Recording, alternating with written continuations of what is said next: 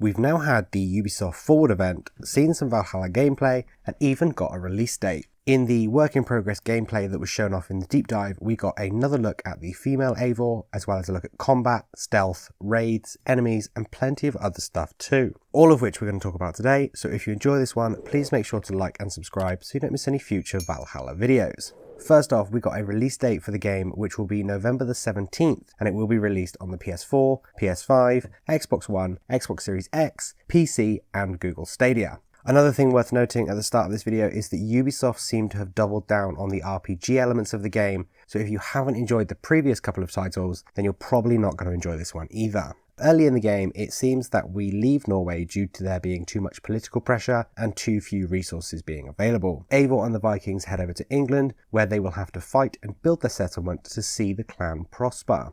Let's talk about combat. Vikings were brutal warriors and at the time were mastering a lot of different medieval weapons, which led to Ubisoft revamping the combat system in Assassin's Creed. This was to leverage the brutality and intensity of Viking combat to show the full range of combat that you would have seen from the Vikings. And that's something that you can absolutely see in the gameplay. The attacks look a lot heavier, hit harder, and it's got a lot more gore and is more intense than the previous games.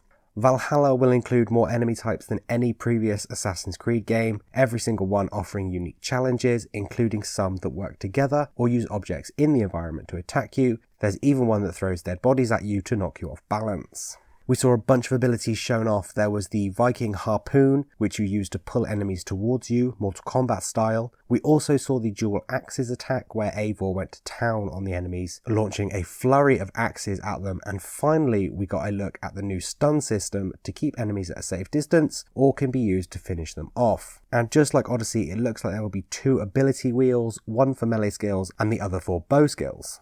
There was some gameplay regarding dual wielding, confirming that we can dual wield absolutely any combination of weapons that you want. You can even dual wield shields if that's what you want to do. Looking at the raids next, we saw Eivor sailing down a river, for which there is now a follow river command as well, which I think is great. Then she uses this war horn to set her crew on some village defences. We see some combat within this raid. Eivor shoots some fire arrows onto various thatched roofs, lighting them on fire, which I think is a really cool addition to make it look like a real Viking raid. Your crew will also assist you on every raid. They will help you to fight enemies, use siege weapons, and to carry heavy loot. Whatever resources you pillage from these raids can be used to upgrade your settlement, giving you access to better services, tools, and even new settlers. In the middle of our settlement, we will have an alliance map, which is a kind of record of the allies we have got, and a guide for any future opportunities.